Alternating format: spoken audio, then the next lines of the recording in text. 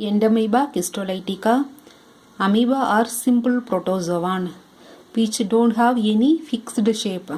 It have pseudopodium. With the help of pseudopodium only it will move one place to another, and the pseudopodium acts as a hand to holding food materials. Amoeba are classified into two different types, free living and intestinal amoeba. Entamoeba histolytica are presented in the intestinal part. All intestinal amoeba are non-pathogenic. This one only pathogenic. That reason only we are reading.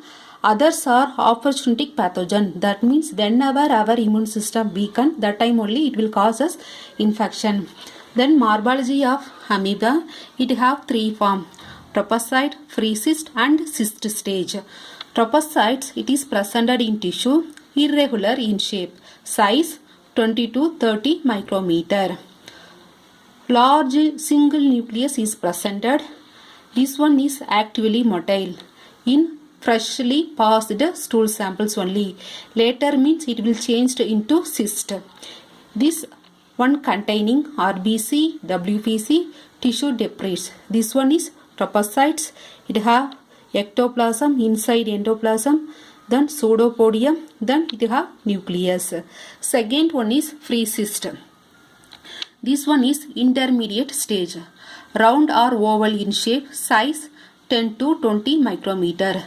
It have single nucleus and large glycogen molecules and two chromatid bar presented. Third one is cyst, spherical in shape, size 10 to 15 micron. It have four nucleus, so quadrinucleated cyst. Here disappear of glycogen and chromatid bar. Here both are presented, here absent. Then life cycle. Patient passing stools containing quadrinucleated cyst. Through contaminated food and water only, it will enter to the person's small intestine. Small intestine quadrinucleated amoeba presented. It is called metacyst. Immediately it will go to division. After that it will produce 8 metacyst tropocytes. Some tropocytes go to extra intestine. It will affect lungs, liver, brain. So it is called as extra intestinal amoebiasis. Some enter to the colon part. Finally, they goes to the free cyst and cystic form, then passed into the stool samples. Again, this cycle will continue. First one is life cycle. This one is the stool samples. It containing quadrinucleated cyst is there. Then through contaminated food and water only, it will enter to the human small intestine. Now, small intestine having quadrinucleated amoeba are presented. This stage name is called as metacyst. Now quadrinucleated is divided into 8 metacytic tropocytes. Half of the nucleated tropocytes will affect extra intestinal part, liver, lungs, brain, like that. Some of them will go to colon part. Then here encystation takes place. Here excistation means cyst is converted into tropocytes. Encystation means tropocyte is changed into free cyst. Then it will released from stool samples. Again it will affect human body. It is a cyclic process.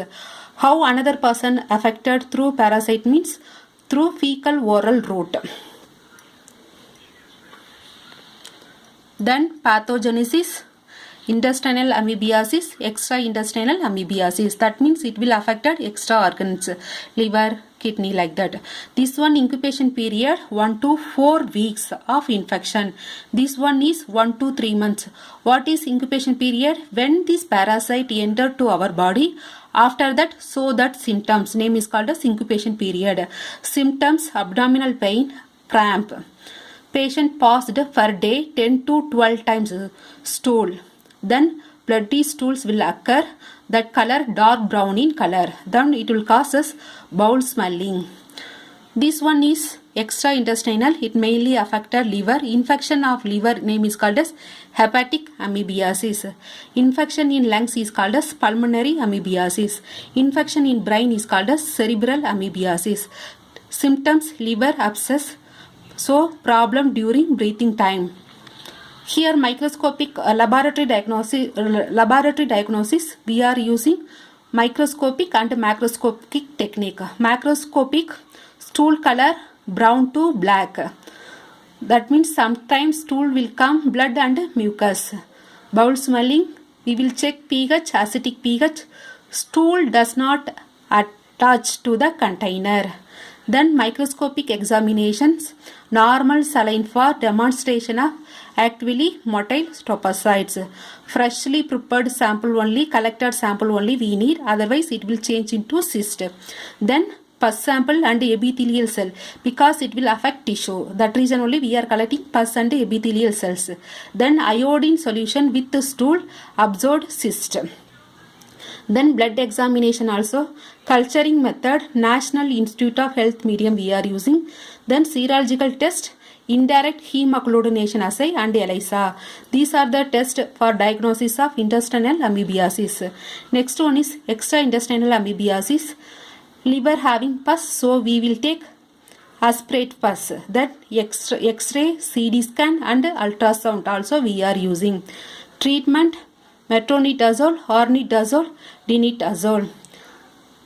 Dehydration will occur, so we will advise patient drink water with ORS. Then paramomycin.